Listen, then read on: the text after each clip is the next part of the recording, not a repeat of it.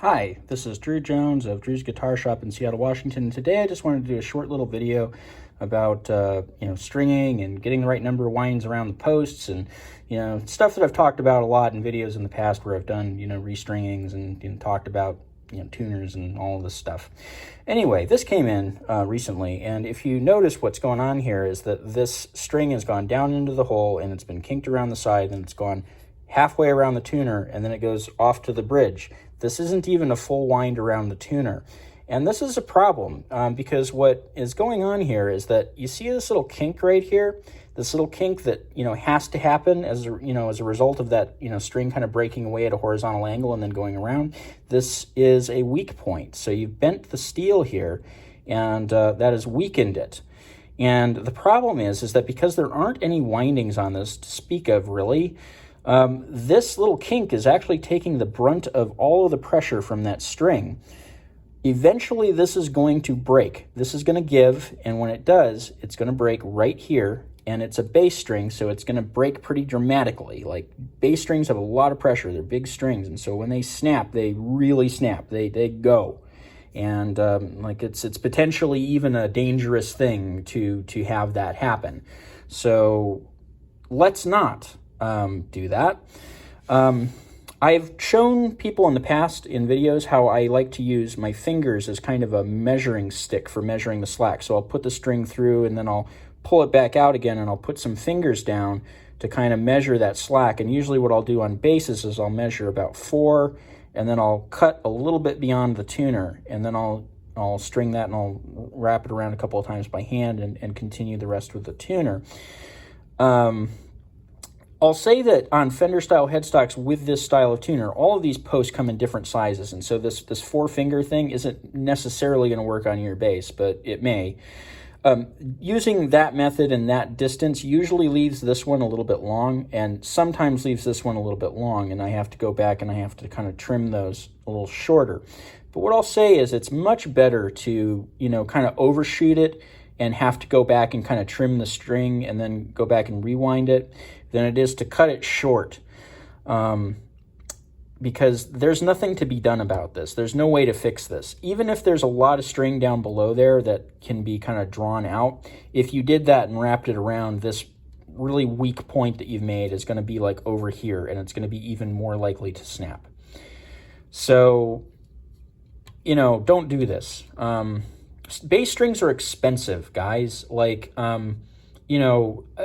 of the reason I don't keep bass strings in the shop is because each one of these, packs of strings costs anywhere between 20 and 40 bucks. So this is like a waste of, tens of dollars here, just because this one string was cut a little short. So, and it's also putting a lot of stress on here. It's creating a situation where that string may break during a show or break during a recording session. It may even cause some damage to something. It may, hurt somebody. It's just a bad time. So, again, what I'm going to say is that it's very important to get those numbers of windings around the post, because what those windings are doing is they're serving as kind of a buffer. If you have a lot of windings going around a thing, what it's going to do is it's going to constrict kind of in all directions inward, and that is going to create kind of a buffer between this little pinch point, which is always going to be present on a tuner, even the ones with the holes. You have to come out, horizontally and create that bend. It's going to create a buffer between that bend and the rest of the string here that's under tension, because it's going to be pulling like this on those windings rather than pulling on this little guy here. So those windings are important, and they're especially important on Fender headstocks, because the other purpose that those serve on these headstocks is that while you wind those down and down and down, you're creating more break angle over this nut in this headstock design, which is not really well engineered to create break angle. The more of that break angle that you can get on a Fender style headstock, the better. It'll keep your strings from rattling around. It'll keep really weird overtones and buzzes and all kinds of weird noises from happening.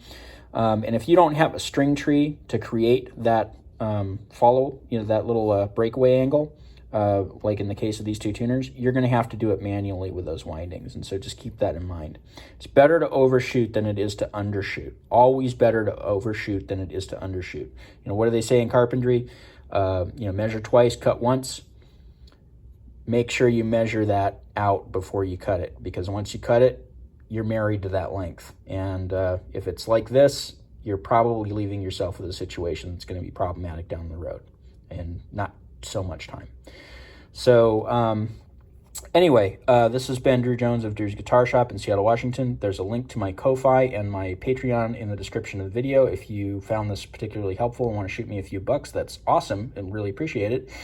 There's also a link to my Reverb page where I sell some vintage instruments that I've gone through and really spocked out and made really nice. There's also a link down there to my website where you can find my pricing info and my contact info, and also a page that I wrote on caring for stringed instruments. And if you are here watching this video, I'm going to guess there might be something in there for you.